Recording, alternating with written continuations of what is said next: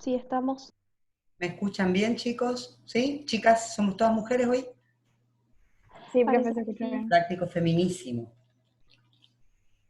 Bueno, muy bien. La semana pasada, cuando tuvimos el práctico, vimos algo de cardiopatía isquémica. ¿Recuerdan? Paciente que había consultado por dolor de pecho y palpitaciones en simultáneo, y habíamos hecho el diagnóstico de que era una paciente con múltiples factores de riesgo, que tenía una FA paroxística y que había hecho un síndrome coronario agudo en ese contexto, y el electro tenía una FA con infra. ¿Recuerdan el caso? Sí, profe. ¿Sí? Sí. Bueno, hoy vamos a ver cómo avanzo acá.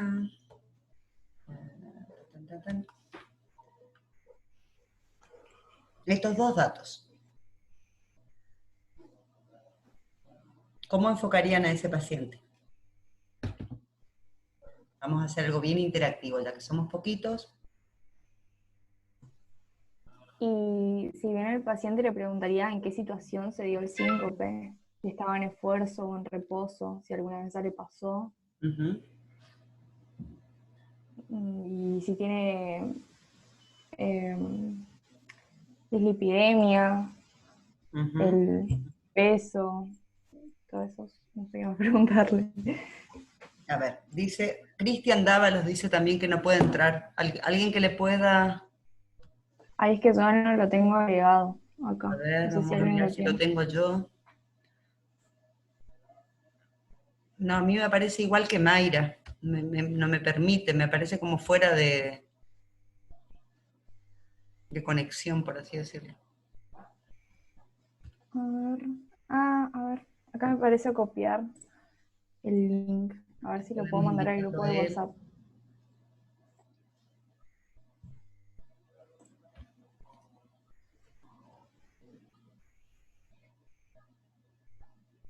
¿Pudiste? Estoy abriendo WhatsApp, ahí veo si le puedo mandar.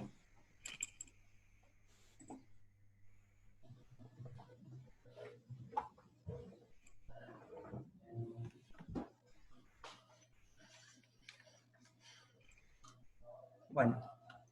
¿Alguna de las otras chicas que quiera aportar algo a lo que dijo Ana? Habría que preguntarle si es la primera vez que tiene un síncope para diferenciar si es un síncope por definición o si tiene origen cardiogénico. Hay que preguntarle si fue en ejercicio o por algún cambio de posición, por ejemplo.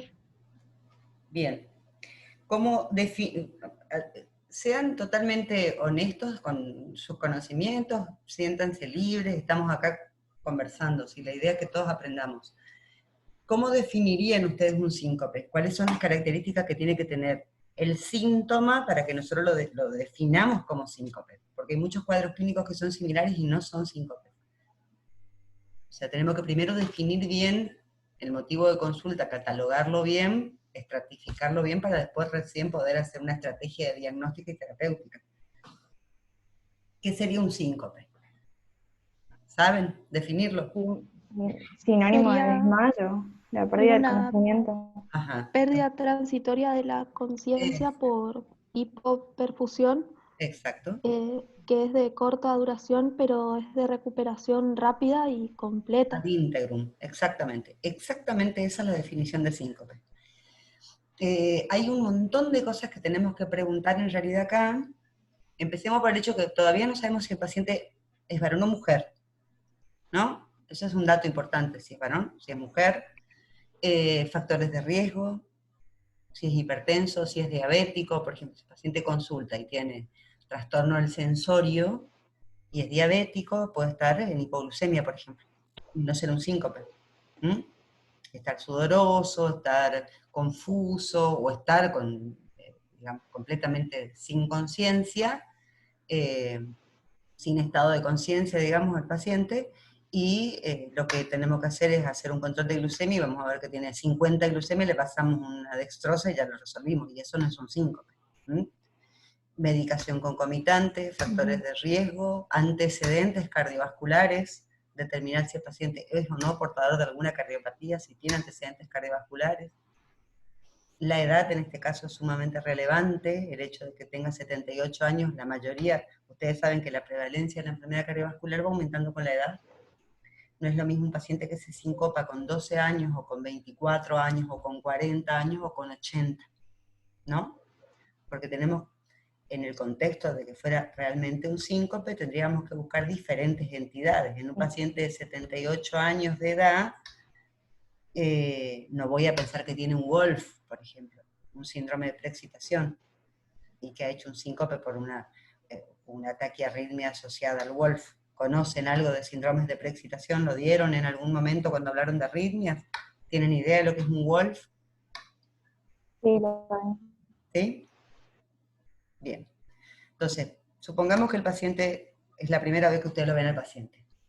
¿Qué le preguntarían entonces? Primero, vamos a organizarnos con el interrogatorio, no vayamos derecho al síntoma. Empecemos, vamos a hacer un interrogatorio dirigido, pero un poquito más completo, ¿sí? No vamos derecho al síntoma. Sabemos que tiene 78 años, preguntamos qué más. ¿Sí es? Entonces, factores de riesgo. Los datos filiatorios, hombre, mujer. Varón, mujer, si es hipertenso, si es diabético, si es tabaquista, si toma alguna medicación, qué dosis, en qué momento la tomó, cuándo la empezó, porque ahora vamos a ver en la discusión del caso que una de las causas de síncope es la hipotensión ortostática. Y los ancianos, que suelen tener mucha disautonomía por los años, por la edad, sobre todo si tienen otras patologías asociadas que también se asocian a la edad avanzada, como la diabetes, o el Parkinson, o enfermedades neurodegenerativas, suelen tener mucha disautonomía. Entonces, los inicios de tratamiento o las modificaciones de tratamiento antihipertensivo pueden provocar severas hipotensiones ortostáticas. Si el paciente cambió la medicación antihipertensiva hace 48 horas y se desmaya, hace un síncope así, y en el examen físico constatamos que está hipotenso o constatamos hipotensión ortostática, podemos asumir que esa es la etiología del síncope y no buscar por otro lado. ¿Me explico? Y después las características propias del desmayo en sí, que serían entonces, dijimos, ¿en qué circunstancia? Si era de reposo o de esfuerzo. ¿Qué otro dato del interrogatorio del síncope en sí les parece que sería útil?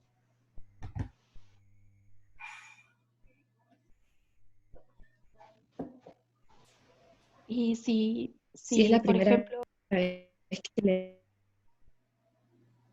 durante las pasa. maniobras de Valsalva, si ocurre. Desencadenantes sería, ¿no es cierto? ¿En Sí. qué circunstancias se manifiesta? Si tiene alguna relación con algo en particular. ¿Saben ustedes que existen síndromes que son de origen, que son de etiología o de evolución más benigna, que son los llamados síncopes situacionales? Que son desencadenados por una respuesta adrenérgica, puede ser, o una respuesta vagal, dependiendo del estímulo, y que puede ser, por ejemplo, la tos, un acceso a oxígeno, o la defecación, pacientes que están con mucho intenso dolor abdominal y que se desmayan yendo al baño, o en el posterior a un vómito, o aquellos síncopes que son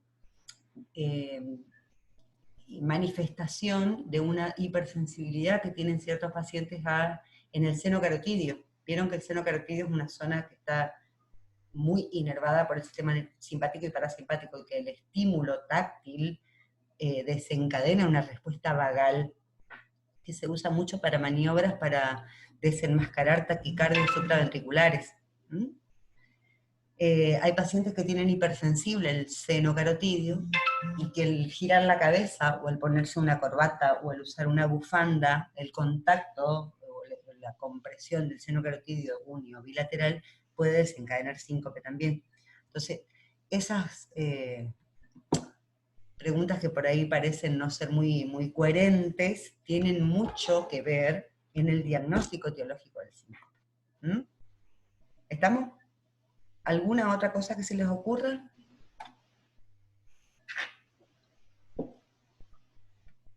Sí, profe, medio que se me trabó todo, pero escuché. ¿Que se te trabó la clase? Sí, pero igual escuché por partes y el WhatsApp no me abre para enviarle el link a los chicos. Qué macana, che. A ver, Si usted tiene abierto yo el tengo acá WhatsApp web, el ID lo tengo, lo que no sé si es la misma clave, con la misma clave entraron. no, yo entré con su llamada, pero puede poner invitar y abajo dice copiar URL. Y eso lleva a un grupo, pero no me abre. No me permite más acá, chat.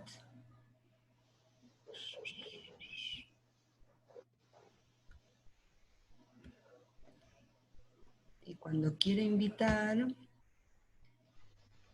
Cristian dijimos que era, ¿no? Sí, Cristian Ábalos. Copiar invitación. A ver ahí, invitar. Ahí lo hice, pero no. Vamos a ver una vez más. Como tengo abierto, ya no sé cómo buscar el... A ver, copiar URL. A ver si me permite así. No. A ver, acá me está preguntando, chico.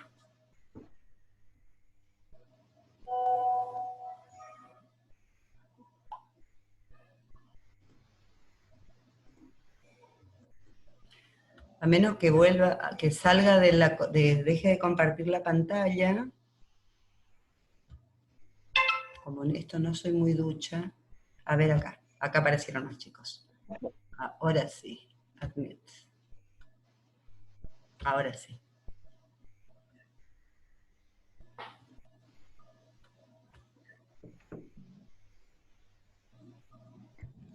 Parece que ya está.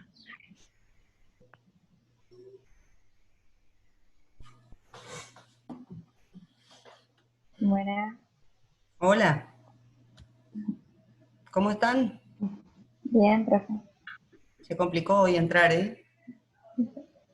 Parece. Sí, profe. ¿Están todos? ¿Ven todos la pantalla, chicos? Sí. Sí, Buenas. pero Hola, ¿cómo estás? Creo que están todos ¿Todo admitidos. bien? Maxi Acosta. Me falta otra.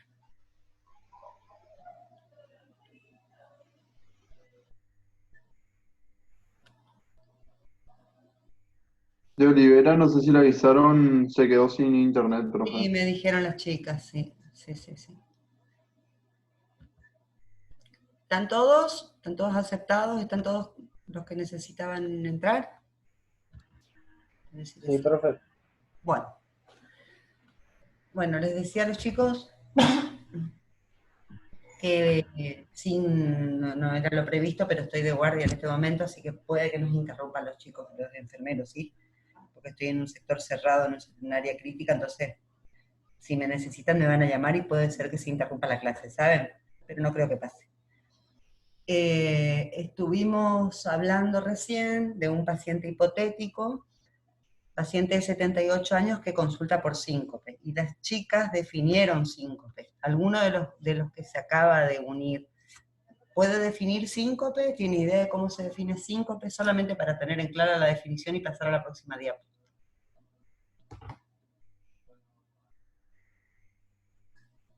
Es la pérdida transitoria de la conciencia por hipoperfusión cerebral.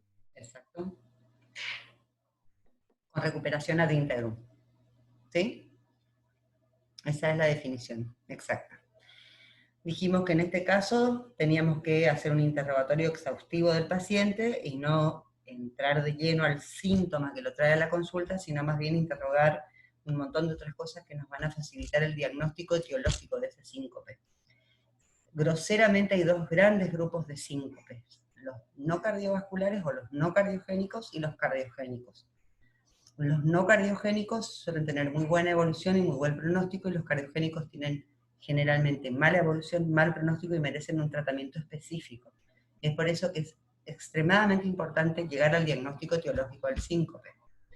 En la práctica cotidiana, en la práctica habitual, ya sea en los servicios de emergencia, así como en el consultorio, el paciente puede consultar con un especialista o puede consultar con un médico generalista.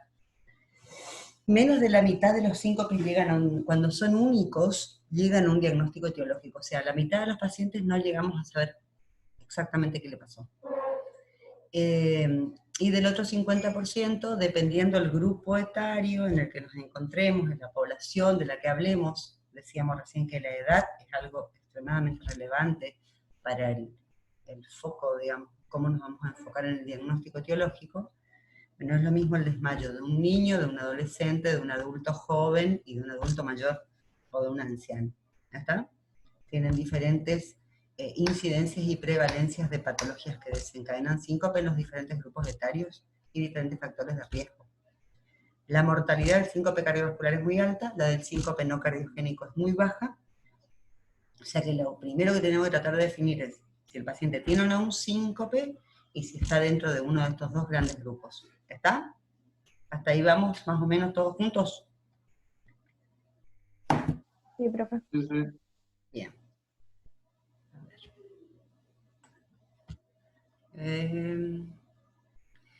Uno de los principales diagnósticos diferenciales es con la epilepsia.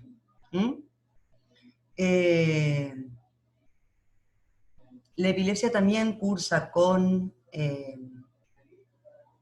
pérdida de la conciencia, ¿sí? Pero ¿cuáles serían las principales características diferentes entre un paciente que cursa una crisis de epilepsia y un paciente sincopado o que consulte por síncope? ¿Cómo sería? ¿Cuáles serían en el relato del paciente o en lo que veríamos si lo tuviéramos enfrente cuando desarrolla el síntoma, qué serían las cosas que nos orientarían en un sentido o en otro? El estadio postictal, que después de una crisis el paciente con epilepsia no tiene una recuperación completa y rápida, sino que presenta un periodo en el cual se halla con deterioro del sensorio, por ejemplo. Bien. Sí, las convulsiones aparte suelen, en la mayor parte de ellas, suelen ir asociadas a movimientos tónico-clónicos, ¿no es cierto? Generalizados, difusos y de grandes extremidades en general. O sea, van a notar el temblor y la fasciculación de los miembros superiores y miembros inferiores en el contexto de la crisis de epilepsia. Los pacientes que se sincopan habitualmente no tienen movimientos durante el periodo de pérdida de la conciencia. Están como flácidos, digamos. El otro paciente está como con hipertono y en contracción. Aunque algunos eventos sincopales, cuando son prolongados por la hipoperfusión cerebral, pueden hacer como fasciculaciones, ¿sí? Pero son mínimas, son localizadas, no producen movimientos de los miembros como si la epilepsia. La epilepsia puede durar un poco más y, como lo dice su compañera, tienen en la recuperación suelen estar confusos, suelen estar persistir y son más prolongados los periodos de trastorno del sensorio en relación con el síncope. El síncope es muy cortito, es muy breve y la recuperación es, una vez que el paciente cae al suelo, prácticamente inmediatamente recupera el sensorio como que nada. ¿Está? Otros diagnósticos diferenciales, dijimos antes de que se sumen los demás chicos, varias alteraciones metabólicas pueden producir trastornos de conciencia. Una de ellas, que es extremadamente frecuente en la población adulta mayor y en los pacientes diabéticos, es la hipoglucemia. Digo los diabéticos porque son los pacientes que más la hacen en el contexto de que ya tienen una enfermedad metabólica de base y usan medicación hipoglucemiante o insulina. Y muchas veces, sobre todo al inicio del tratamiento, hasta que se vuelven cancheros con su medicación, pueden hacer hipoglucemias sintomáticas severas. Pero puede darse también en periodos de ayuno prolongado, en chicas anoréxicas, en pacientes que tienen incapacidad de ingesta por algún otro inconveniente, porque están con vómitos o tienen un tumor de esófago o lo que fuere que no permite la ingesta y pueden hacer hipoglucemias sintomáticas.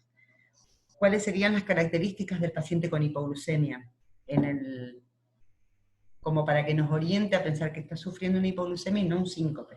¿Tienen idea? ¿No? ¿Han visto alguna vez un paciente de hipoglucemia? ¿No? No. ¿No? Generalmente el paciente, sobre todo el diabético casi hipoglucemia, les va a contar que tuvo una sensación previa como de hambre. Suelen tener una sensación desagradable en la boca del estómago como si tuvieran hambre previa al desmayo. Y suelen tener varios pródromos, o sea, no se desmayan de golpe como el síncope, que es algo súbito, sino que tienen mareo, visión borrosa, sudoración profusa, ese dolor en la panza y demás, y después piloerección, y después se calma.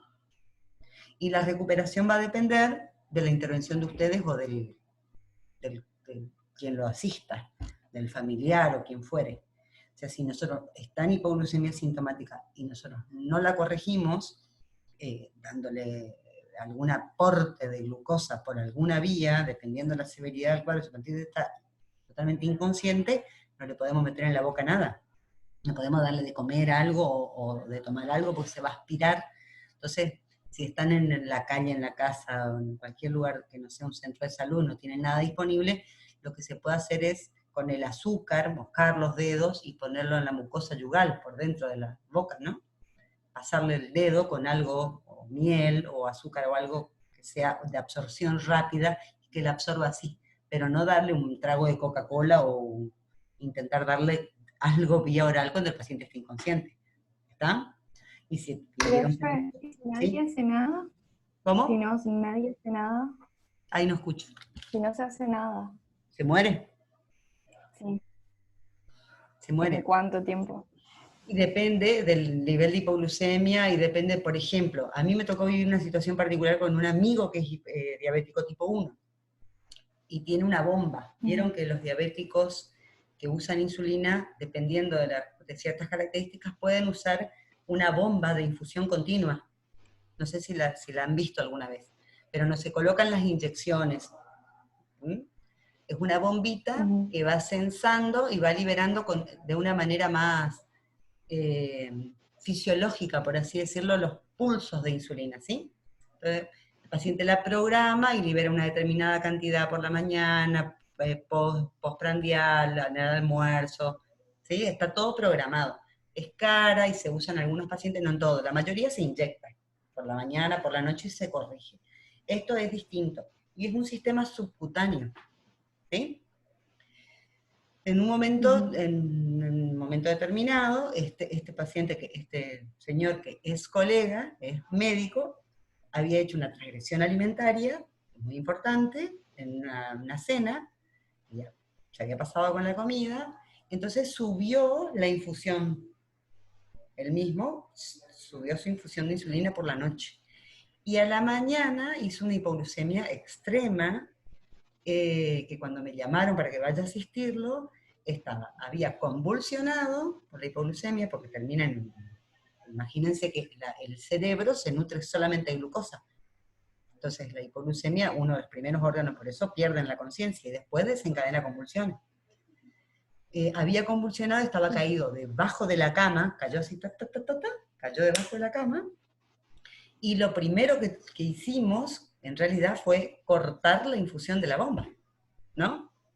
En ese momento, ese paciente en particular, ¿qué tendríamos que dejar del estímulo hipoglucemiante de la hormona?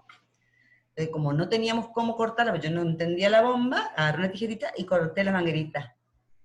Y arruiné la bomba. Pero salimos de la situación, ¿no? Y usé ese método de pasar. El paciente es más, terminó internado en esa oportunidad, tuvo un largo periodo de recuperación porque a la hipoglucemia le sumamos la convulsión, entonces el periodo de trastorno del sensorio, a pesar de que la glucemia se corrigió, fue prolongado. porque tuvo que recuperarse de la convulsión. ¿Está? Claro. Bien. Sí. En el caso de la hipoglucemia tenemos que administrar de alguna manera glucosa. Si tenemos manera, endovenosa es la corrección, debe hacerse endovenosa con lo que se llama un glucosado hipertónico. Otras cosas, no sé si han visto también alguna vez, los pacientes con desorden de ansiedad o con ataques de pánico que hacen hiperventilación marcada. Lo habrán visto en algún momento en algún teórico. La hiperventilación lava el dióxido de carbono y produce severa alcalosis respiratoria. Y la alcalosis respiratoria se acompaña de una serie de cambios del medio interno que terminan también en el trastorno del sensorio, pero no sincopal, sino así como la hipoglucemia por déficit de glucosa, en este caso por trastornos graves del medio interno. ¿Está? En ese caso, los pacientes que hiperventilan, no sé si vieron en las películas, se suele ver, que se los hace respirar en una bolsa para que recuperen algo del dióxido de carbono que están lavando en la hiperventilación y estabilicen su pH y reduzcan esa alcalosis respiratoria que la provocan inconscientemente, por así decirlo, pero por una actividad voluntaria que es la ventilación, en ese caso. Bueno, una serie de otras cuestiones como las intoxicaciones farmacológicas, intentos de suicidio, cosas así, también pueden presentarse con trastorno del sensorio y no ser un síncope, y los accidentes cerebrales, vasculares cerebrales, tanto isquémicos como hemorrágicos. Uno de los grandes motivos de consulta de este tipo de pacientes es trastorno del sensorio, ¿sí? Confusión, desorientación y estupor, desmayos, por así decirlo, pero que no se recuperan. O que se recuperan con un focomotor, o disártricos, o dislálicos, o atáxicos. El paciente viene porque se desmayó en la casa y tiene desviada la comisura labial y no puede levantar el brazo, o está parético, notan que hay asimetría en la fuerza, es una ACV hasta que se demuestre lo contrario, y no es un síncope. ¿Sí? ¿Hasta ahí vamos bien? En el interrogatorio lo van a ver también con muchísima frecuencia el paciente que consulta porque se cayó, y no es un síncope, sino una caída. Es una caída accidental. Pasa muchísimo, muchísimo, porque los ancianos tienen inestabilidad en la marcha, tienen patología traumatológica asociada con frecuencia, artrosis de cadera, artrosis de rodilla, rigidez, Parkinson, un montón de neuropatía diabética que hace que pierdan la sensibilidad propioceptiva consciente de los pies, entonces no sienten bien dónde pisan o cómo pisan, así como no sienten el dolor ni la temperatura, tampoco sienten las superficies. Entonces, al pisar desniveles chiquititos o escaleras o alfombras o el uso del calzado, los ancianos no deberían usar zapatos que fueran que se deslicen o que fueran inestables, como por ejemplo las ojotas. Los abuelos no deberían usar ojotas que se traben en la marcha. Pueden consultar diciendo me desmayé, y cuando interrogan y reinterrogan y reinterrogan, se dan cuenta que, pero ¿te caíste, abuelo, o te desmayaste?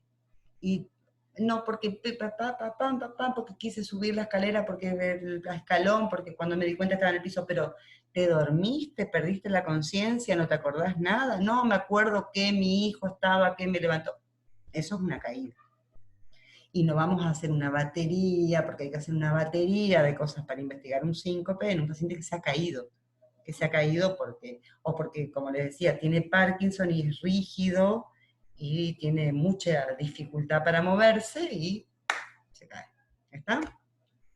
Y después el pseudosíncope psicogénico, que son pacientes con enfermedad mental, que deberían ser evaluados por el Servicio de Salud Mental, y que hacen trastornos de conversión, lo que llamamos la histeria. No sé si ustedes cursan psicología o psiquiatría, si han cursado en algún momento, pero las crisis de conversión, que son las crisis de histeria, generalmente se manifiestan con síntomas orgánicos. Desmayos, severo dolor en el pecho, ceguera, pacientes que refieren que han perdido súbitamente la vista, que no pueden hablar, y que no es nada neurológico que generalmente en el interrogatorio son recurrentes, se dan ante situaciones de estrés psíquico o emocional, son pacientes que habitualmente ya han consultado con un psiquiatra, o tienen medicación psiquiátrica, o tienen antecedentes de recurrir en estos cuadros clínicos ante un gatillo que es el manejo del estrés, o que no puedan manejar situaciones de estrés, generalmente relacionadas con problemas familiares o de ese tipo o pérdidas familiares y demás. ¿Está? Todas estas cositas deberíamos tener en cuenta en el momento de considerar pacientes que consultan por trastorno del sensorio. ¿Vamos bien hasta ahí?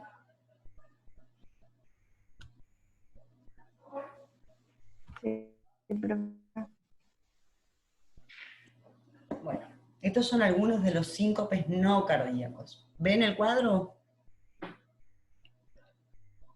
¿Se lee bien? sí, Bien. a ver, Bueno, entonces, el síncope reflejo, o vasovagal, que es el más común, es el que es el clásico, como para que tengamos una imagen mental para evaluarlo, es el chico que, por ejemplo, está esperando en la fila del colegio en un acto escolar y se desmaya. Les habrá pasado a todos que alguna vez se desmayó un compañero en la escuela, ¿eh? Clásico. O el paciente, o el familiar, o lo que fuere, que se corta y el hijo o la esposa, quien fuere, ve la sangre y se desmaya. Lo que habíamos dicho hoy, los pacientes situacionales, paciente que se atraganta con una miga de pan, tose y se desmaya. O va al baño porque está con una gastroenterocolitis, y en el contexto del dolor abdominal y diarrea se desmaya. O pacientes que después de comer comidas copiosas se desmayan. ¿Sí? Todas esas situaciones, lo que dijimos hoy del síndrome del seno carotidio, pacientes con hipersensibilidad al seno carotidio, rotan la cabeza súbitamente y se caen. O se ajustan la corbata y se desmayan. Son todos síncopes reflejos. Son todos por descargas vagales, generalmente precedidas por una descarga adrenérgica muy intensa que desencadena en respuesta una descarga vagal compensadora, por así decirlo. Las dos son desequilibradas o anormales o anormalmente intensas, y es por eso que en ese contexto, ustedes saben que una descarga vagal del sistema nervioso parasimpático lo que va a hacer es bradicardia y hipotensión. ¿Sí? Eso es lo que provoca el nervio vago cuando se lo estimula, que es lo que, si tocamos el seno carotidio, provocamos en los pacientes. Si nosotros hacemos masaje acá, en un paciente, y lo tenemos monitoreado, vamos a constatar que la frecuencia cardíaca cae, porque hacemos una descarga vagal. Estos pacientes se caracterizan porque no tienen cardiopatía de base. Generalmente son jóvenes, no tienen antecedentes familiares de muerte súbita, que eso es un dato que siempre en los pacientes jóvenes, siempre hay que interrogar. En los ancianos también, pero en los jóvenes más que nunca. Siempre, paciente joven que consulta por síncope, ¿tiene antecedentes familiares de alguien que haya muerto súbitamente? Familiares directos, primos, hermanos, padre, madre, edad a la que fallecieron y cómo fue el contexto. No, lo encontraron muerto, dormido, no, estaba manejando y lo encontraron en el auto, o ahí está. Las muertes súbitas en los pacientes jóvenes pueden ser las más frecuentes son de origen o cardiovascular o neurológico. A veces son, por ejemplo, por aneurismas cerebrales que sangran súbitamente, hacen hemorragias subaracnoideas masivas y fritos. Pero el hecho de tener un síncope con un antecedente familiar de muerte súbita es un dato fundamental que tiene que constar en la historia clínica, porque nos puede orientar a diferentes enfermedades genéticas transmisibles que se asocian con muerte súbita. ¿Me pueden nombrar un par que ustedes conozcan? ¿Qué, profe? Cardiopatías que sean genéticas, que se transmitan familiarmente y que causen muerte súbita. ¿Tienen idea La de...? hipertrófica puede ser. Exacto, la miocardiopatía hipertrófica es una. Es re importante. ¿Alguna otra más?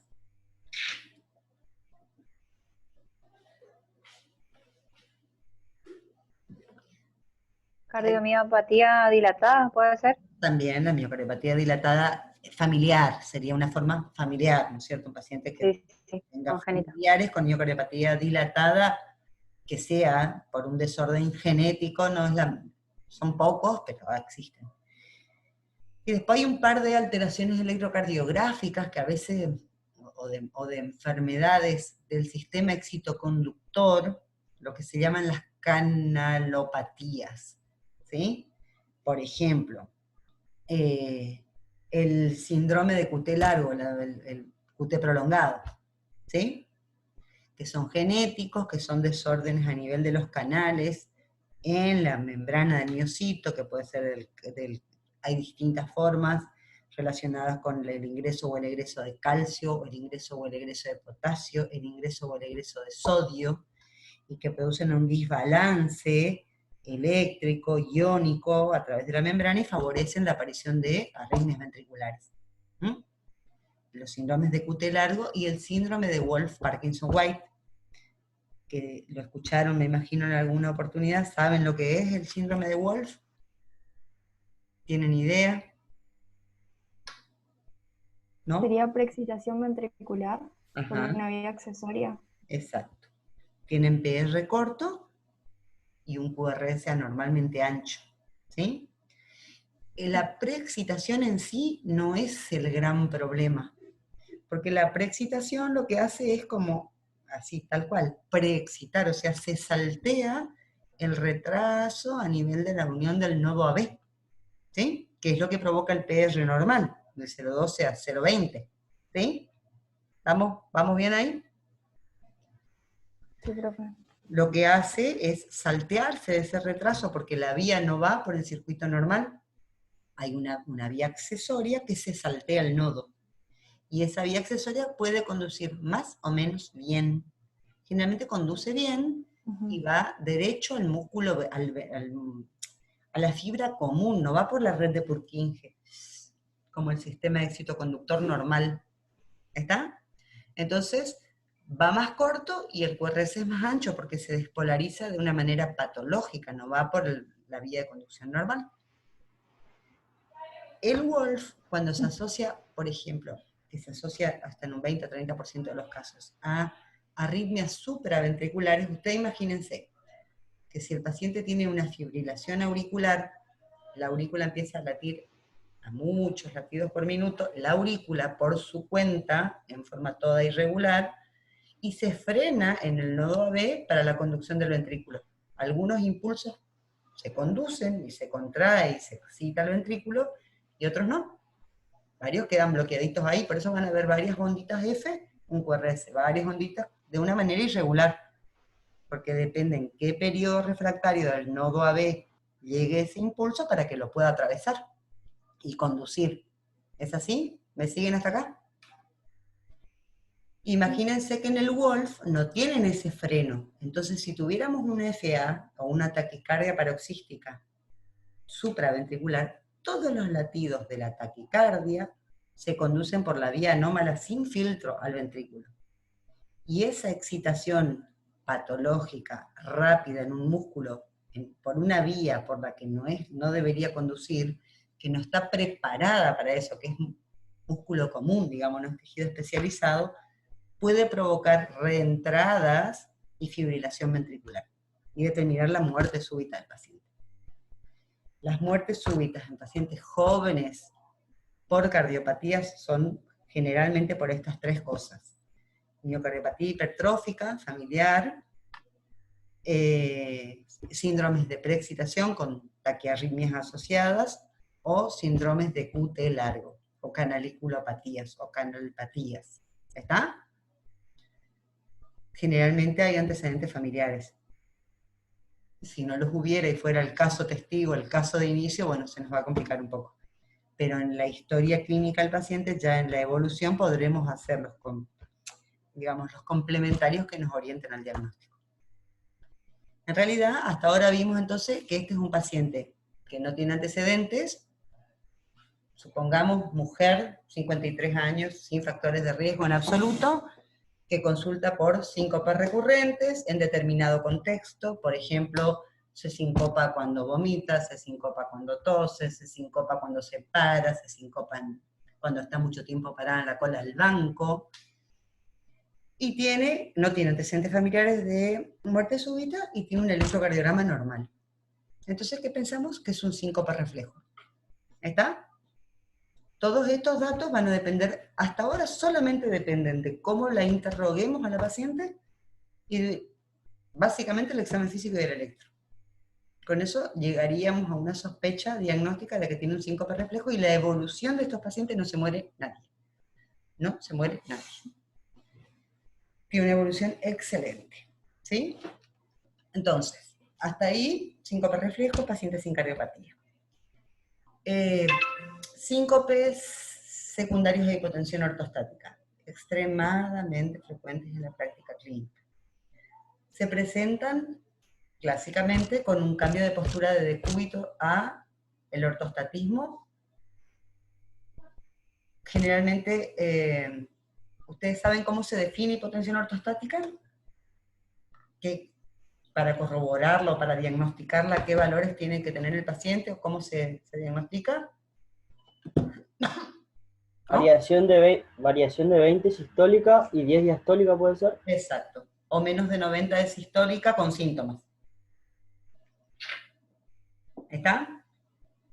Eso es lo que se considera hipotensión ortostática. Se tiene que tomar la presión acostado, sentado y parado, con minutos de diferencia entre cada posición, ¿sí?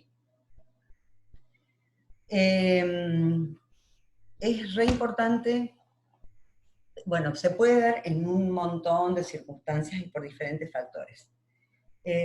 Dijimos en los pacientes que tienen disautonomía, ¿se acuerdan que hablábamos de la disautonomía varias veces? Porque esto en el síncope es algo que suele ocurrir con mucha frecuencia.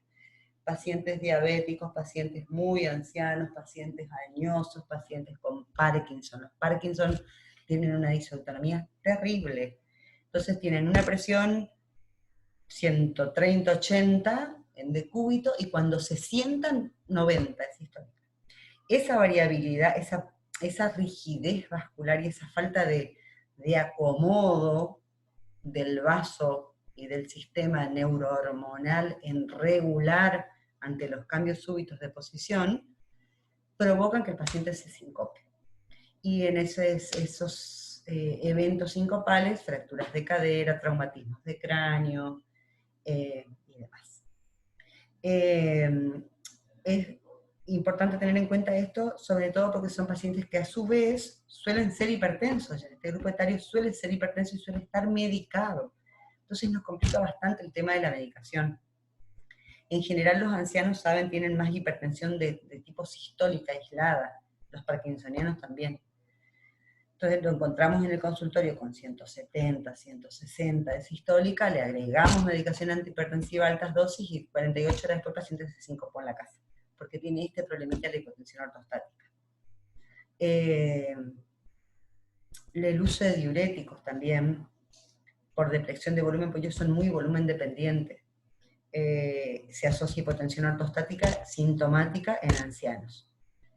Así que a tener en cuenta esto, cuando el paciente consulte con síncope, si es el cuadro clínico está desencadenado después del inicio o del cambio de la medicación antihipertensiva, si el paciente es diabético, si el paciente es anciano, si el paciente es parkinsoniano, si el paciente está tomando diuréticos y los síntomas se desencadenan con los cambios de posición, controlar la presión y hacer la maniobra para determinar o para diagnosticar hipotensión ortostática.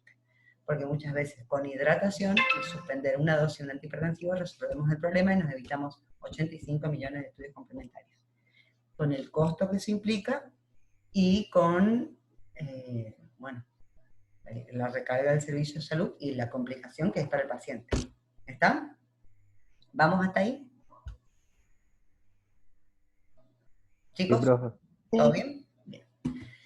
La hipotensión ortostática también se da en pacientes deshidratados, pacientes diabéticos en estado hiperosmolar, pacientes cetocidosis diabética, pacientes con cuadros digestivos, vómitos o diarreas profusas, que vienen deshidratados, tienen severas hipotensiones posturales u ortostáticas. Pacientes con sangrado, a veces evidente, a veces no, las hemorragias digestivas, por ejemplo. Por eso es que es tan importante interrogar la medicación, interrogar los antecedentes antes de enfocarnos en el síntoma. Porque, hipotético, paciente de 75 años, obesa, anciana, hipertensa, artrosis, con una fractura de cadera vieja, con una prótesis en la cadera derecha y artrosis en las dos rodillas, obesa, que tiene mucha limitación funcional para deambular, y que viene tomando altas dosis de antiinflamatorios en forma crónica, porque a los pacientes le duele la cadera, le duele la cintura, le duele la rodilla, tienen mucho sobrepeso, cada vez se limitan más, entonces, diclofenac, paracetamol, ibuprofeno, a pasto. Y esto lleva a sangrados digestivos. Saben ustedes, uno de los efectos colaterales es la gastropatía erosiva con riesgo de hemorragia digestiva. Muchas veces no tienen sangrado evidente, sino que son pequeñas cantidades crónicas de sangre. El paciente puede estar anémico, puede tener sangre oculta en materia fecal, y puede perder pequeños volúmenes en forma crónica. Y de golpe, a ese pequeño volumen crónico, agregarle un episodio de sangrado más importante. Piensen en esto cuando vean este tipo de pacientes. Consideren el sangrado digestivo, consideren el sangrado oculto. ¿Sí? Hasta ahí son pacientes con trastorno del sensorido o síncopes sin cardiopatía. ¿Está? O síncopes no cardiogénicos. En general, de muy buena evolución clínica, en general revierten o desaparecen una vez corregida su causa o instruyéndole al paciente con ciertas medidas higiénico-dietéticas nada más. ¿Sí? Ahora vamos al síncope cardíaco. Dijimos que tiene una mortalidad muy alta, comparativamente con los demás, que la mortalidad es prácticamente nula, y se caracterizan por ser pacientes que tienen antecedentes familiares de muerte súbita o tienen algún antecedente cardiovascular trascendente. En este caso, dijimos factores de riesgo, y en el interrogatorio dolor de pecho, infarto, procedimientos cardiovasculares, angioplastia, cirugía de revascularización miocárdica, arritmias y demás, es algo que tienen que interrogar digamos, en forma muy profunda al paciente. El paciente que le cuenta que se desmayó y tiene un infarto previo, es un paciente que, por ejemplo, lo tienen que internar. O sea, es un criterio de internación. Es otro paciente. Tiene otro enfoque y tiene que gatillar en ustedes un mecanismo de alarma. O sea, paciente que se sincopa y tiene antecedente de cardiopatía es un paciente de alto riesgo siempre. ¿Sí? Aparte del interrogatorio, cuando lo examinan, si tuvieran que hacer un examen físico de ese paciente, ¿qué buscarían?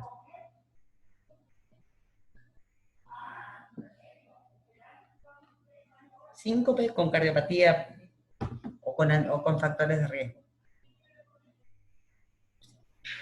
¿Algún soplo para descartar estenosis aórtica? Perfecto, muy bien.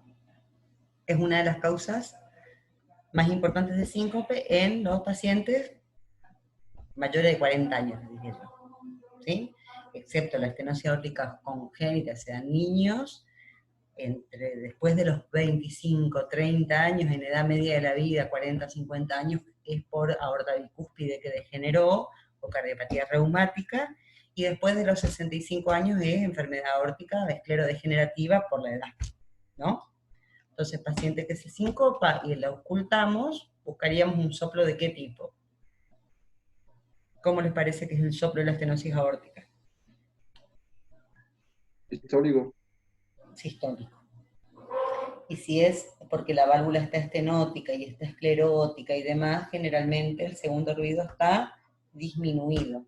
Es un ruido hipofonético, ¿sí? Se escucha poquito, se escucha suavecito, porque la válvula no hace el tac, tac, tac, tac, tac, tac. Hace este movimiento. Entonces al cerrar se escucha más suavecito. El soplo suele ser sistólico, pero tiene una característica, se lo describe como piante, ¿sí? Y se escucha en las bases, en los focos de la base, y puede irradiar al ápex también. ¿Dónde más puede irradiar el soplo de estenosis aórtica?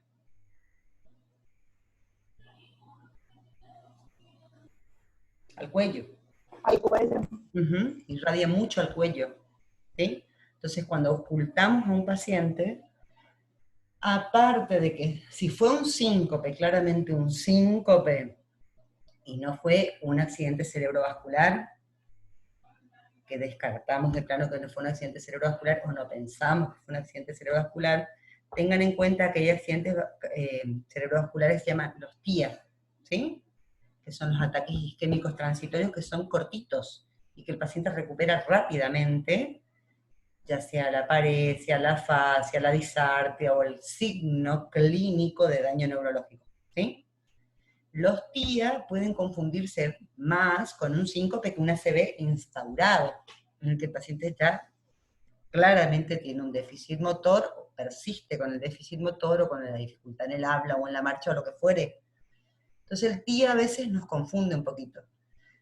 Cuando lo revisan al paciente, escuchamos el pecho, y tenemos dos soplos sistólicos que se pueden dar. El de estenosis aórtica en sí, muy bien descrito por ustedes, y el de la miocardiopatía hipertrófica. Saben que la miocardiopatía hipertrófica puede producir obstrucción del tracto de salida y provocar un soplo, ¿sí? Parecido al de estenosis aórtica, tiene algunas características semiológicas distintas que son re específicas, que no viene al caso que no me interesa que las sepan. Algunas maniobras que se pueden hacer, se hace hand grip, se hace valsalva, algunas cosas para cambiar las situaciones de precarga, de poscarga, y variar ese reloj de arena que se hace en el medio del ventrículo y lo comprime y obstruye, ¿sí? Entonces cambia esa situación con las maniobras y varía el soplo. Le digo la verdad, yo después de 20 años de cardióloga es poco probable que algún día realmente pueda identificar cuál de las dos es solamente con la semiología. Es re difícil, entonces no importa. Pero tengan en cuenta que si sopla como de estenosis aórtica, sopla sistólico, si tiene un segundo ruido normal, por ejemplo, me orienta a pensar que la válvula está bien, ¿sí? Si no es muy intenso o es muy hipofonético, los ruidos están normales y el soplo existe, y bueno, por ahí no es la válvula, ¿me explico? Y es subaórtico, está debajo la obstrucción. No importa, porque ¿qué vamos a hacer en ese caso? Sopla, le vamos a pedir un eco. Y con el eco vamos a ver si es una miocardiopatía hipertrófica o una estenosis aórtica, ¿sí? Por ahí es simplista lo que les estoy diciendo, no es muy instructivo de la semiología, pero a esta altura de la vida y de la tecnología vamos a tener un eco disponible, barato, económico, sin riesgo, rápido, fácil. No nos hagamos tanta historia con las maniobras. Consideremos estas dos cosas, las dos sincopan, ¿sí? La estenosis aórtica y la miocardiopatía hipertrófica. ¿Está? Perfecto. Muy bien. Generalmente, ¿cómo es el síncope de la miocardiopatía hipertrófica? Suele ser un síncope que es de esfuerzo. El de la estenosis aórtica también, ¿sí? Son pacientes que se sincopan en el esfuerzo. Cuando están subiendo una escalera, cuando intentan caminar en una subida, en un cerro, cuando levantan un peso, ¿saben? Ese es el flujo, no alcanza, o sea, la obstrucción es tan severa, generalmente, obviamente, que el síncope se desencadena en estenosis aórtica severa, no se da en estenosis aórtica leve, pero no alcanza a suplir el requerimiento de perfusión cerebral en el esfuerzo, que es donde tiene que aumentar el flujo sanguíneo cerebral, y no llega porque la válvula está estrecha o porque debajo hay una obstrucción dinámica, que cuanto más inotropismo tengamos, más le exijamos a ese corazón, más rápido y más potente se contraiga, más va a ser la obstrucción, más dinámica va a ser, más severa. Entonces generalmente son síntomas de esfuerzo, ¿sí? Le escuchamos el pecho y le escuchamos las carótidas, por dos cosas, porque la estenosis aórtica irradia la carótida, y porque puede haber sido un TIA que nos comimos como síncope, y lo que tiene es una enfermedad carótida severa. Si escuchamos que soplan las carótidas, aparte del eco Doppler cardíaco, pidámosle un Doppler de cuello y descartemos enfermedad carotidia. ¿Está? ¿Me siguen hasta ahí? Sí, sí. Bien. Le tomamos la presión. Dijimos que a todos los pacientes le tenemos que tener en cuenta que independientemente que puedan tener un soplo, independientemente que ese soplo pueda ser una estenosis aórtica severa o no, tómenle la presión, hablen respecto de la hidratación, hablen respecto de la medicación y hagan la prueba de hipotensión ortostática, que lleva 5 minutos. Acostado, siéntese abuelo, le tomamos de nuevo. Y vemos que no tenga ese comportamiento patológico de la tensión arterial que pueda justificar el síntoma. ¿Sí? Una vez que lo revisamos al paciente, lo interrogamos, analizamos su medicación, le tomamos hipotensión ortostática y demás, le hacemos el electrocardiograma. ¿Qué podemos encontrar en el electrocardiograma que nos orienta que el síncope es de origen cardíaco? Ven acá, en el cuadrito, lo pueden leer. Un electrocardiograma patológico con estas características tiene que hacernos, digamos, estar atentos a que el paciente es un paciente de alto riesgo, ¿sí? Que tenga en el electrocardiograma lo que llamamos bloqueo bifascicular o trifascicular, o sea, que tenga varios trastornos de conducción en simultáneo. En general, de los trastornos de conducción, sabemos que tenemos bloqueo de rama derecha, bloqueo de rama izquierda. El bloqueo de rama derecha, en un alto porcentaje de pacientes, no tiene relación con enfermedad cardiovascular. Saben ustedes que anatómicamente la rama derecha es más frágil, es más fina, está en una posición en la que puede ser fácilmente lesionada, por así decirlo, por el mismo inotropismo del corazón. Entonces, en la práctica clínica van a ver con frecuencia pacientes jóvenes, pacientes sin cardiopatía, pacientes sin antecedentes que consultan y tienen bloqueo incompleto o completo de rama derecha. Por el contrario, el bloqueo de rama izquierda es muy infrecuente en corazones sanos. Por ende, si el paciente tiene un bloqueo de rama izquierda electrocardiográfico, sospechen que tiene alguna cardiopatía de base en un, le diría yo, 95% de los casos. ¿Está? ¿Me siguen? Sí, profe. Bien. Si aparte de tener un bloqueo de rama izquierda, tiene por ejemplo, tiene un bloqueo de rama derecha, más un hemibloqueo anterior izquierdo, más un PR largo de 0,22, es lo que nosotros llamamos bloqueo trifascicular. ¿De qué me está hablando esto? De que el sistema excitoconductor está enfermo, está difusamente enfermo. Hay dificultad para transmitir el estímulo del auricular al ventrículo, hay dificultad para conducir por la rama derecha, hay dificultad para conducir por una de las hemirramas de la rama izquierda. Entonces, todo el sistema excitoconductor está enfermo. Y eso, así como lo vemos plasmado en ese electrocardiograma que conduce cada latido, puede de a ratos empeorar. Es lo que le llamamos nosotros enfermedad de Lev y Lenegre, que es la enfermedad degenerativa del sistema excitoconductor cardiovascular. Se da en los ancianos, se da en hipertensos, se da en diabéticos, se da por fibrosis, se da por enfermedades de depósito como la amiloidosis, en millones de situaciones, pero lo más frecuente en la vida cotidiana, el paciente con cardiopatía hipertensiva, o con infarto previo, o diabético y demás, que daña el sistema excitoconductor, y eso puede de a ratos progresar a formas más graves de déficit de la conducción.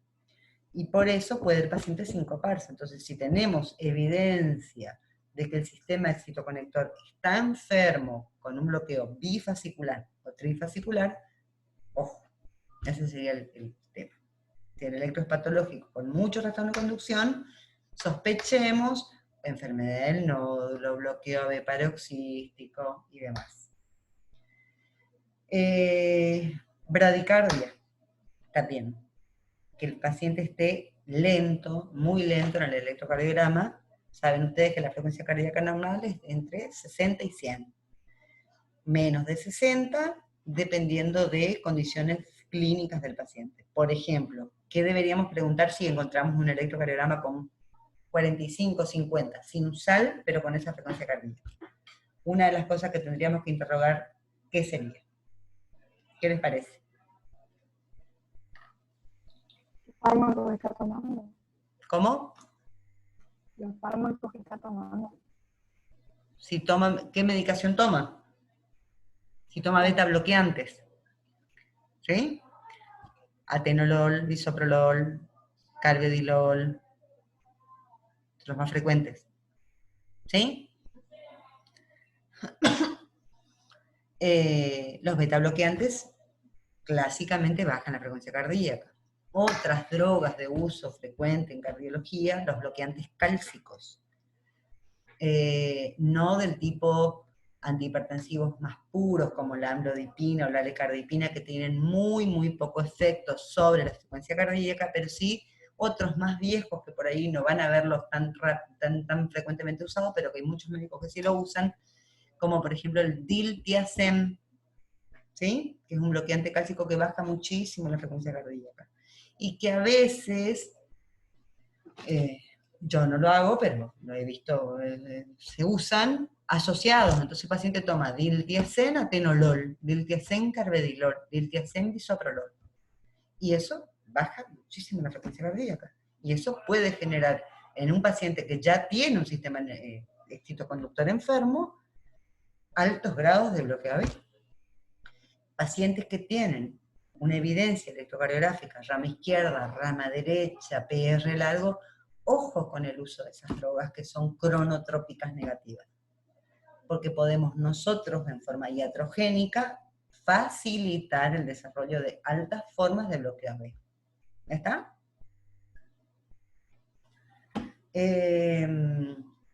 Otras drogas de uso en cardiología que pueden generar bradicardia son los antiarrítmicos. Todos los antiarrítmicos son proarrítmicos a su vez. Todos pueden, como efecto colateral o por efecto de la droga en sí, los prescribimos buscando un efecto terapéutico sobre determinado trastorno del ritmo cardíaco y podemos desencadenar otro, que muchas veces, o algunas veces, es tan o más grave que el que quisimos tratar. Una de esas drogas que son usadas libremente en el mundo y que hay que tenerle mucho respeto es la amiodarona, ¿sí? Es un antiarrítmico que tiene efecto beta bloqueante y que provoca bradicardias sinusales muy marcadas. Y en el contexto de pacientes portadores de insuficiencia cardíaca o de fibrilación auricular, habrán escuchado que una de las drogas que se usa para el control de la frecuencia es la digoxina. ¿Escucharon hablar de la digital, no es cierto? ¿Sí? Sí, profe. En los ancianos, el uso de digoxina tiene que ser también cuidadosamente controlado. ¿Por qué? Porque la digital se acumula, como la amiodarona, se acumula, tiene un efecto sumatorio, por así decirlo, en el paso del tiempo.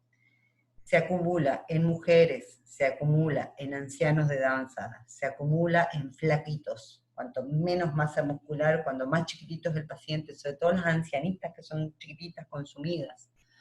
Se acumula en pacientes con fallo renal porque se metaboliza y se elimina a nivel del riñón.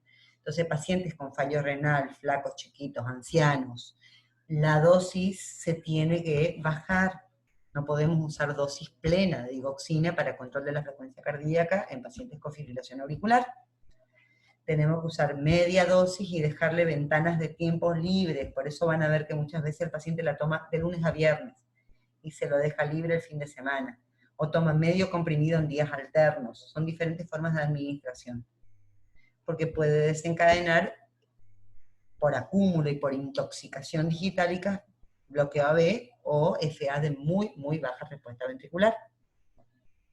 ¿Está? ¿Me siguen hasta ahí? Sí. Entonces, bradicardia sinusal asintomática, bloqueo bifascicular, bloqueo AB de primer grado, bloqueo AB de segundo grado. Todos esos trastornos de conducción buscar en el electrocardiograma cuando consideremos que el paciente tiene cardiopatía de base y que el síncope es de origen cardíaco. Taquicardia ventricular no sostenida. ¿Saben lo que es la taquicardia ventricular no sostenida? ¿Saben lo que es la Cuando taquicardia menos de ventricular? 30 segundos. Exacto, exacto. Tienen más de 3 latidos, o sea, tiene que tener mínimamente 3 latidos para considerar TB, y no sostenida cuando dura menos de eso, y en realidad no genera síntomas. Si dura menos de 30 segundos, pero el paciente se sincopa, aunque fuera más corta, se considera sostenida independientemente de la duración, ¿sí? Que es una arritmia de altísimo riesgo. Cuando es sostenida, desencadena, es una de las causales de muerte súbita, degenera fibrilación ventricular, es muy frecuente en la cardiopatía isquémica, en pacientes con infarto previo, o con escalas de infarto, o con secuela de necrosis electrocardiográfica. Entonces, paciente con infarto previo, con Q patológica, infarto inferior, infarto anterior, antecedente de angioplastia, internación hace 2 o 3 años por un infarto, que consulta por síncope y en el electrocardiograma encontramos taquicardia ventricular no sostenida, se interna en paciente de alto riesgo de taquicardia ventricular sostenida y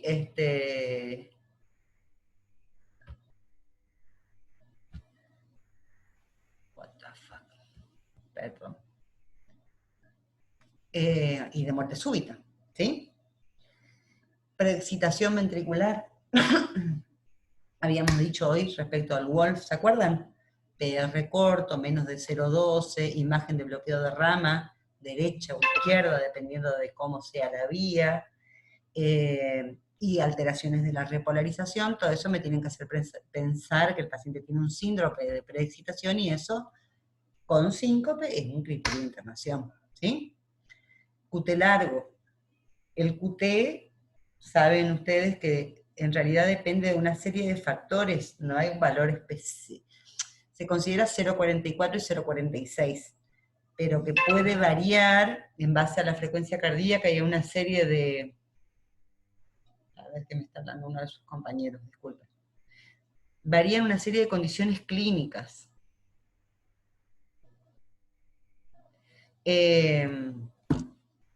Por eso es que se lo corrige, ¿sí? Entonces el QT, hay una fórmula que se llama fórmula de Basset, que la encuentran ustedes en internet, pueden cargarlo porque es la raíz cuadrada del RR, el QT medido sobre la raíz cuadrada del RR, esa es la fórmula.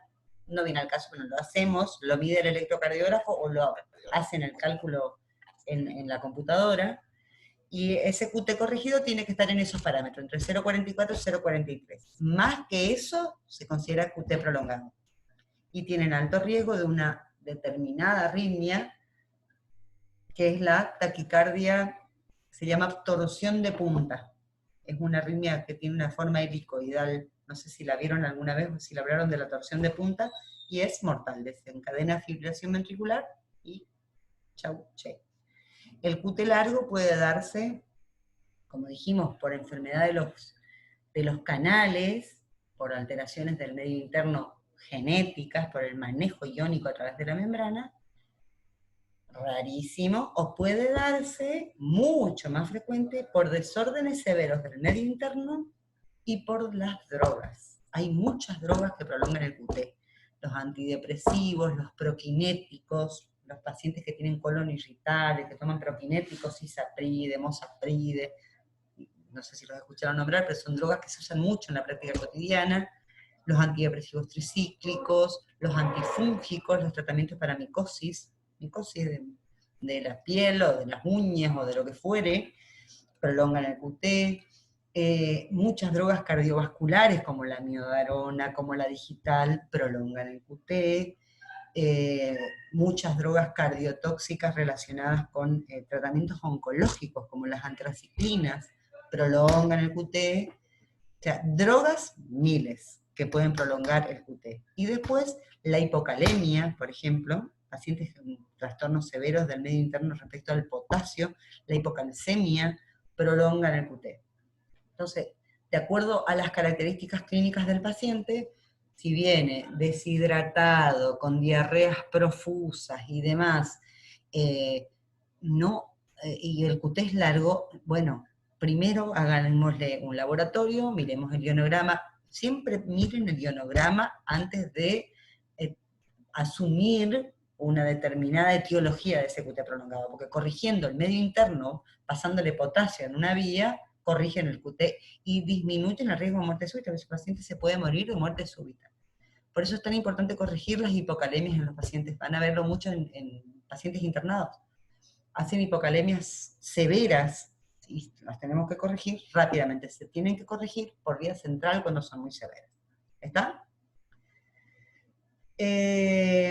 Otra alteración electrocardiográfica que pueden llegar a ver es el electrotipo Brugada. ¿Saben que existe un síndrome que se llama síndrome de Brugada?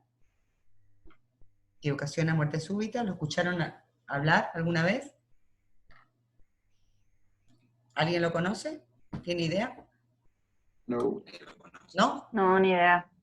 Bueno, fue descrito hace poco, relativamente poco, en la vida, en la década del 90, por dos hermanos, que son, uno se llamaba Joseph y el otro no me acuerdo, Pedro, me parece que era Pedro Brugada, y es un patrón electrocardiográfico que se relaciona con muerte súbita en hombres jóvenes. Generalmente es en varones jóvenes, en la edad media de la... Si bien se puede dar desde el nacimiento hasta la vejez, clásicamente es en la tercera o cuarta década de la vida que debuta muchas veces con muerte súbita, o síncope, y son varones asiáticos la mayoría, o sea, es mucho más prevalente en Asia y todo lo que sea la parte de India, Oriente, digamos, respecto a Europa y América. No se sabe por qué, también es un desorden a nivel de la membrana y de la difusión de los canales de potasio, en este caso, pero hay diferentes formas, hay diferentes alteraciones genéticas que se determinaron, se dan en el Brugada. Es difícil hacer el diagnóstico por la genética, hay que hacer un mapeo genético del paciente, y tiene un patrón electrocardiográfico muy clásico que ahora les voy a mostrar porque tengo un electro con Brugada para ustedes ahí. Clásicamente tiene, en las derivaciones de la B1 a B3, que son las que, digamos, me marcan más cercanas, o están más cercanas al ventrículo derecho que al ventrículo izquierdo, representan vectorialmente más al ventrículo derecho que al izquierdo. De B1 a B3 suelen tener un patrón que parece un bloqueo de rama, pero que en realidad es R, S, y en el inicio del ST hay un supradesnivel convexo, o cóncavo hacia abajo, como quieran llamarlo, con el punto J sobredesnivelado y una T que suele ser negativa, de B1 a B3. Ese es el patrón clásico del Brugada.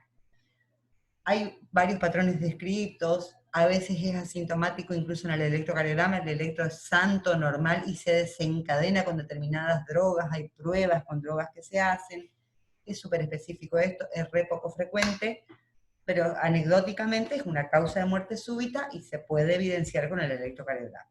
¿Está? Dijimos pacientes con cardiopatía isquémica, con ondas Q, síncope e infarto previo, se interna. Síncope e infarto previo es taquicardia ventricular sostenida hasta que se demuestre lo contrario. ¿Está? Siempre, siempre, siempre. Dijimos antecedentes familiares de muerte súbita inexplicadas. Ese paciente deberíamos considerar que es de origen cardiovascular. Paciente que se sincopa durante el ejercicio o paciente que tiene palpitaciones previas al evento sincopal. Todas esas cosas del examen físico, del interrogatorio y del electrocardiograma nos tienen que poner en foco de diferenciar los dos grandes grupos que dijimos, son los no cardiovasculares respecto a los cardiovasculares, o de origen cardíaco o cardiogénico, ¿sí? Disculpe, entonces, el síncope sin antecedentes de muerte súbita es una taquicardia sostenida hasta que se demuestre lo contrario. No, el síncope con antecedentes de infarto, secuela de necrosis en el electrocardiograma, es taquicardia ventricular sostenida hasta que se demuestre lo contrario. Cardiopatía isquémica, antecedente de infarto. ¿Está? Gracias. Eso y la miocardiopatía dilatada, que un gran grupo, que no estaba, hay tantas cosas que decir que se me pasó, pero los pacientes con insuficiencia cardíaca y miocardiopatía dilatada son grandes grupos de pacientes con arritmias ventriculares. ¿Sí? Pacientes con deterioro de la función ventricular e insuficiencia cardíaca que se sincopan, se internan, así como pacientes con infarto previo, se internan. Tienen el mismo mecanismo fisiopatológico que son las reentradas, ¿sí? Es muy difícil hacer esto desde lejos, debería hacerle un dibujito, no sé cómo hacerlo, pero lo que tienen es un desorden. El paciente con infarto tiene una escara necrótica, una escara de necrosis, y el paciente miocárdico tiene todo el músculo enfermo y desorganizado. Se pierde la arquitectura del ventrículo, se pierde la disposición de las fibras, se pierden. ¿Está? En el medio de eso hay fibrosis, hay parches de colágeno, hay tejido necrotizado, en las dos situaciones, solo que en el infarto es más focal, y hay fibras que sobreviven a la fibrosis y que están metidas entre la fibrosis como si fueran, imagínense como si fuera un tejido, donde hay fibras pasivas de colágeno, de elastina, Profe, de fibrosis. Sí, usted puede compartir una pizarra y usted puede dibujar en esa pizarra, pero bueno, tiene que saber dibujar con pero el que no mouse. tengo pizarra acá de la compu, decís vos. Claro, viste que usted pone compartir pantalla y elige el PowerPoint, pero puede Sí. elegir una pizarra. Bueno, para la próxima. Será la primera. Sí, es como un dato. Pero es así. Entonces, en esas fibras, entre las fibras pasivas y las que tienen conducción, se generan potenciales de acción que se van transmitiendo. Y como en el medio hay como puentes, como cortes, se hacen, buscan la salida y van conduciendo de manera asimétrica, de manera que uno va a otro, a otro, a otro, y pueden generar una reentrada, un bucle. Empieza acá, tac, tac, tac, tac, y ese bucle empieza automáticamente a autoexcitarse y desencadena una taquicardia en ese foco, en ese bucle, metido en cualquier lugar del miocardio. En el caso de los pacientes que han tenido un infarto, en la escara necrótica. Y en el caso de los miocárdicos, en cualquier lugar de todo ese ventrículo que está todo enfermo. ¿Sí? O ambos ventrículos, derecho e izquierdo, en realidad. Es así que pacientes con infarto previo o portadores de miocardiopatía dilatada que se sincopan son criterio de internación, son pacientes que se tienen que internar. Esto ya lo dimos todo, lo hablamos todo, no quiero reiterar. Entonces, criterio de alto riesgo que requiere entonces una evaluación inmediata o hospitalización del paciente deberían ser pacientes con QT largo, pacientes con bloqueo bifascicular, o sea, rama derecha o rama izquierda, más el bloqueo o PRs prolongados, bloqueo de primer grado, antecedente de infarto, antecedente de insuficiencia cardíaca, taquicardia ventricular no sostenida, miocardiopatía dilatada, historia familiar de muerte súbita, y no sé qué dice acá abajo porque no lo puedo ver porque tengo la... A ver, ¿alguien que me lea lo que dice abajo? Porque no lo veo. Pero bueno, son más o menos todos los... Bueno, y valvulopatías. Pacientes con estenosis aórtica severa o miocardiopatía hipertrófica septal asimétrica, que ya sepamos que lo tienen o que sospechamos que lo tienen, con síncope, internación. Y ahora vamos a ver un par de electros. Después de tanta charla, hoy me pasé con la charla. ¿Qué ven en el electro este? Así rapidito, díganme qué tiene el paciente. Ese es fácil. Bloqueo 2-1. ¿Cómo? Bloqueo 2-1 puede ser. ¿Bloqueo de qué tipo?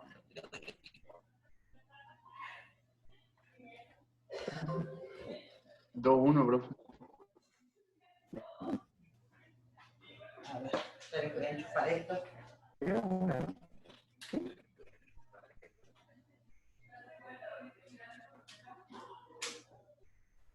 Más o menos, ¿qué frecuencia cardíaca tiene? Está re lento, ¿no? ¿No les parece? Sí. Ay, sí, también. Está muy lento. Tiene como mucho, 35, 40 de frecuencia cardíaca este paciente. Es un bloqueo AB completo en realidad. ¿Qué tienen que buscar en el bloqueo AB? ¿O qué tienen que mirar cuando tienen este tipo de...? Ven que tiene varias P por cada QRS, ¿no? Eso está marcado incluso acá en el trazadito, ¿sí? ¿Sí? Todo esto que tiene flechitas rojas son P. Esto es un QRS, esto es un QRS y esto es un QRS. ¿Sí? Entonces, tiene 1, 2, 3, 4 P por cada QRS en este trazado, en este pedacito. O sea, ya de movida es un bloqueo AB, ¿sí? Porque no conducen, todas las P no conducen para que se considere sinusal. Cada P, cada QRS debe ir precedido por una P. En este caso hay varias P por cada QRS, por ende no conduce, por ende hay un bloqueo AB. ¿Movitz 3? Sí, en realidad es un bloqueo AB, o sea, tenemos el bloqueo AB de primer grado, es cuando hay una prolongación en el intervalo PR nada más. Mayor a 0,20, que es la duración máxima normal. Y nos habla de un nodo AB enfermo que retrasa más de lo normal la conducción. ¿Sí? Generalmente esto es supraisiano y es de evolución benigna. Después tenemos el bloqueo AB de segundo y de tercer grado. El de segundo grado tiene dos variedades. Movitz 1, Movitz 2. ¿Sí? Están re hartos, ¿no? Ya se cansaron. No, me di cuenta de que dije cualquier cosa, pero... Está bien. Movitz 1, Movitz 2 y el de tercer grado o bloqueo AB completo. La característica del bloqueo AB completo es, la frecuencia cardíaca es muy baja, las ondas P están completamente disociadas, o sea, no hay ningún latido que conduzca.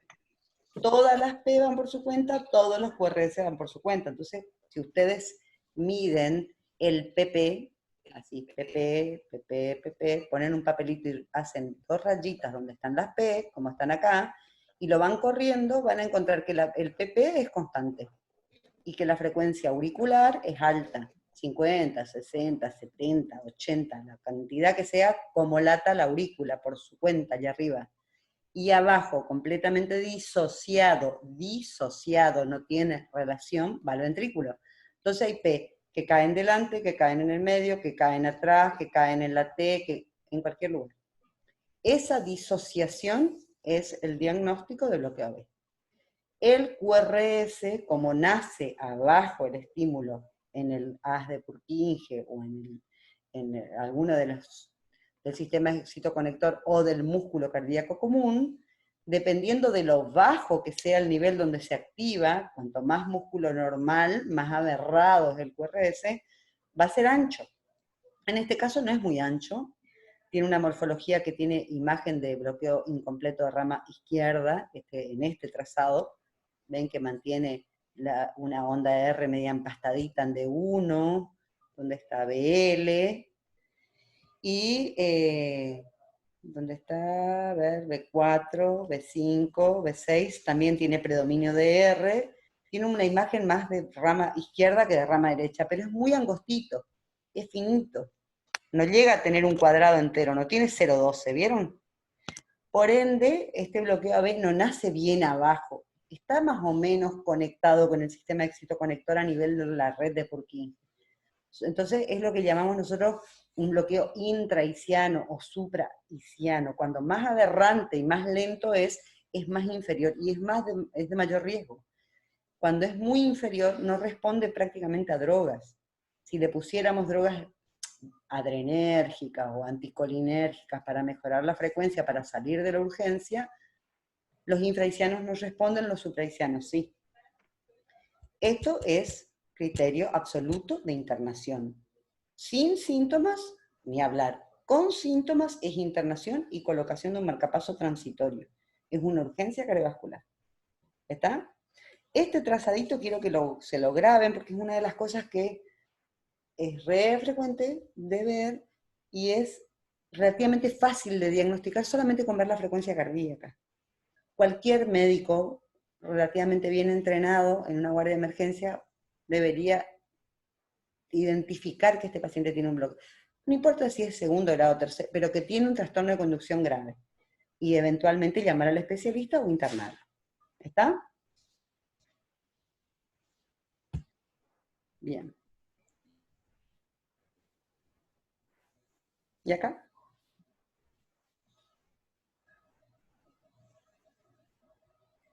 Este es tramposísimo, porque este es muy específico.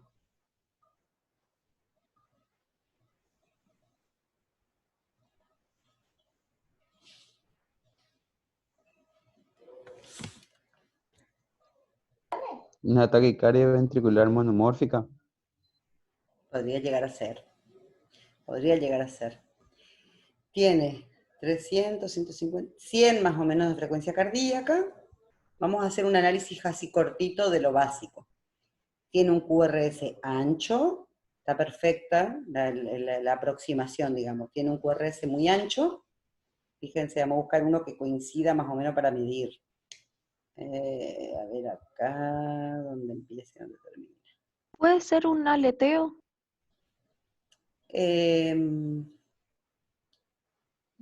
No veo actividad auricular yo.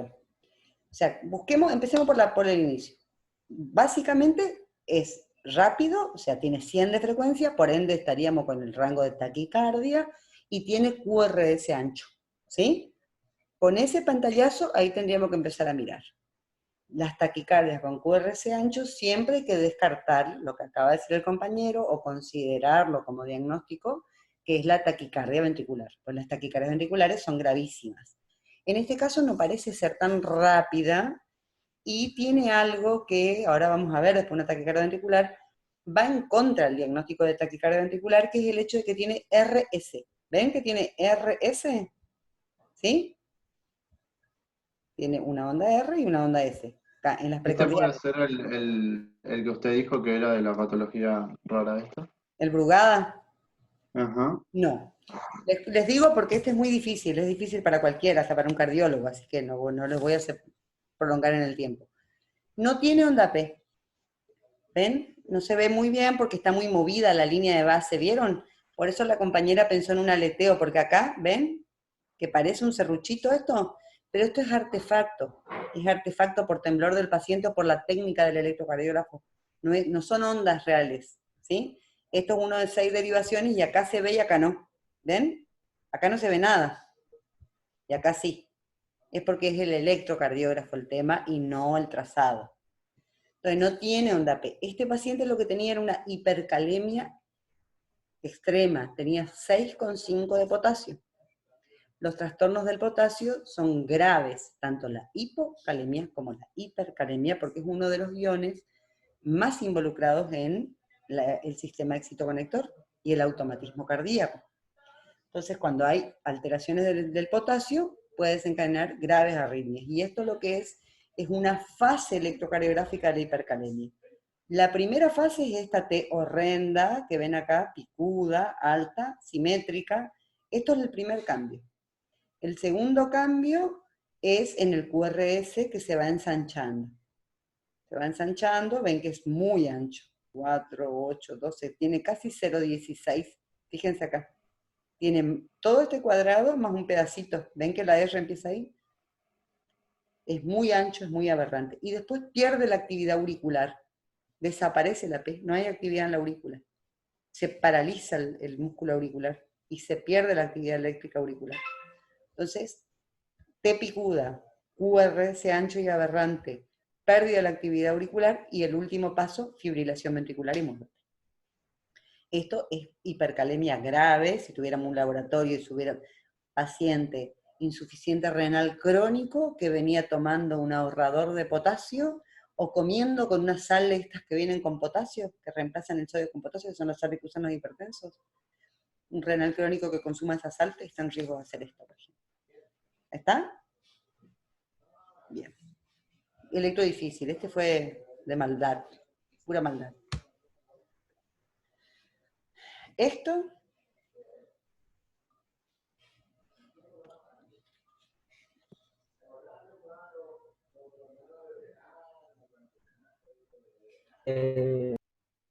Taquicardia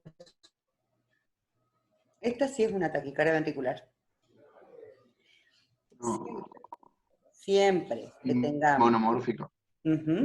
siempre que tengamos taquicardia con QRS ancho, primer diagnóstico a pensar, sobre todo si es miocárdico, infarto previo, coronario, siempre el primer diagnóstico acá en la cabeza es taquicardia ventricular. Tengo que descartar que no sea taquicardia ventricular. Si el paciente tiene este electro y está desmayado, o está severamente hipotenso, o confuso, es una taquicardia ventricular. Tiene compromiso hemodinámico, se considera que es ventricular y se actúa como tal. Si el paciente está Sosteniza. lúcido, vigil, normotenso, oligosintomático, me puedo dar el lujo de agarrar este electro así horrible con la muerte dibujada, porque esto es la muerte, y mirarlo para ver qué onda. A ver si es otra cosa más rara. Un chico joven que está tolerándolo muy bien puede ser un Wolf, una preexcitación, ¿sí? O cualquier otra cosa. Pero esto así, de movida, es taquicardia ventricular. Es rápida, es ancha, tiene lo que dijimos hoy, se llama concordancia, o sea, de B1 a B6 es todo R, ¿ven? R, R, R, R, R. Eso que ven ahí atrás es la T, ¿saben? Entonces, el patrón es monomórfico, es toda una gran R, o podría ser una gran QS, todo negativo, pero es concordante, ¿me explico? Tiene la misma polaridad, una gran polaridad o positiva o negativa, de B1 a B6 en las precordiales. Si tienen una taquicardia con QRS ancho, toda positiva, el complejo es todo R o todo QS en la cara anterior, ojo, criterio electrocardiográfico de taquicardia ventricular. Lo otro, ¿vieron cuando hablamos de bloqueo AB, allá atrás con el electro lento, del paciente lento, con 30 de frecuencia cardíaca, dijimos está disociado? O sea, la aurícula late por un lado, el ventrículo late por otro. Este paciente también se disocia, pero a diferencia del bloqueo AB, donde la frecuencia de la aurícula es rápida y el ventrículo es muy lento, esto es a la inversa. O sea, la actividad ventricular es más rápida que la auricular. Es difícil de ver, pero si encontraran la P metida por acá y midieran la P, van a ver que la frecuencia auricular es más baja que la ventricular. Esa disociación AB es diagnóstica de taquicardia ventricular sostenida. Si la ven, listo, diagnóstico. ¿Está? Hay varios criterios diagnósticos y toda una cascada de diagnóstico. Pero básicamente es eso, que sean monomórficas concordantes y que tenga disociación AB. Son dos grandes criterios, ¿sí? ¿Está?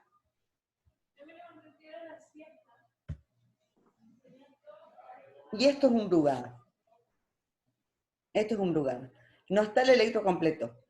Es B1, B2 y B3. Tiene una imagen que parece un bloqueo de rama derecha, pero esto no es la RSR', ¿sí?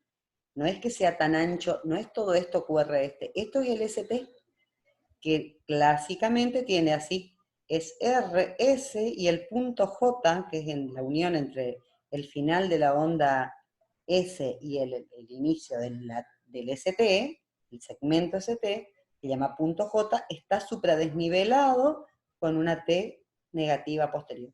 De B1 a B3. Puede darse en las tres derivaciones o puede darse en una, en dos o en tres.